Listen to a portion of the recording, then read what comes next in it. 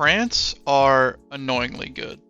France went ahead early on in this game, but Morocco had the bulk of the possession and chances for most of the match. I really felt that Morocco was going to capitalize on any mistake that France would make, but that goal never came. Morocco led on possession for the first time of this World Cup, and their creativity was very impressive considering the change of system for the first time at this World Cup. France showed us why they are the defending champions with such an elite lineup. Let's look at this impressive Morocco side and take a look at how France successfully but annoyingly saw this match out. Looking at the first half, Morocco came out in a 5-4-1 formation for the first time in this World Cup. This isn't the first time they've used this formation, since they did use it in the African qualifiers back in June, and the idea here was to have more support back to prevent Mbappe and Griezmann from making those penetrating runs in behind. Now the first goal came very early on in the match and was some good play between Griezmann and Hernandez, but for most of the first half, France had a hard time playing through the Morocco defense when they did have possession of the ball. For much of the first half and much of the game, France were on the back foot and were sitting back, allowing Morocco to have possession. As I said, before this game, Morocco had at most 44% possession in their World Cup games, and they ended today's game with 66% possession against France. France usually sit a little bit farther back defensively, and this is nothing new from them at this tournament.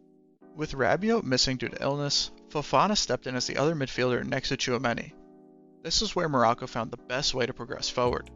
Fofana was often caught out from his position on multiple occasions, allowing Morocco to find a midfielder in between the lines where Fofana should have been positioned and progress the ball forward. This is where Morocco's main game plan then came into effect, as once Morocco progressed the ball forward, they looked to overload their strongest right side at all times.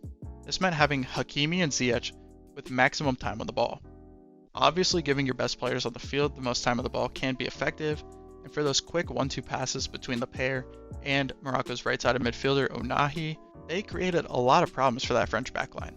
Not to mention that when you are overloading that right side, you're leaving a very dangerous Buffal alone on the other side of the field. It was these quick 1-2 passes and the runs from midfield that France had a lot of trouble marking, and it's where we saw the Morocco players often making it to the byline from a through ball and trying to cross in a dangerous ball into the middle. Ziyech, Hakimi, and Ounahi had this exact scenario multiple times throughout the game. In the second half, Morocco still looked to continue their second half overloading that right side as they did during the first half. They created a ton of chances this way during the first half, and they were playing well, so they thought they continued to play this way that they could result in a goal. This is why I think France is such an annoyingly good team. In that second half, we saw France sitting in their own box and defending for their lives.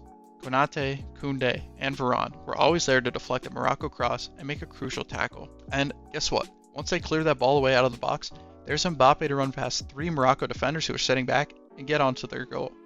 This is obviously extremely mentally tough to play against, and France wore down Morocco until they got that second goal.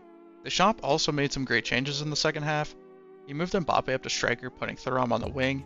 That allowed that right-sided overload to have more support, as Thuram was really willing to come back and drop in, help on defense, a lot more than Mbappe was. And you still had Mbappe up top with that insane counterattack threat. Overall, it's hard to be disappointed as a Morocco fan. Morocco had a ton of chances throughout this game and they just couldn't get that finishing touch with some extremely good defending from a quality France backline. France have shown that they are an all-around elite team, and it's no wonder that they're going to their second World Cup in 4 years.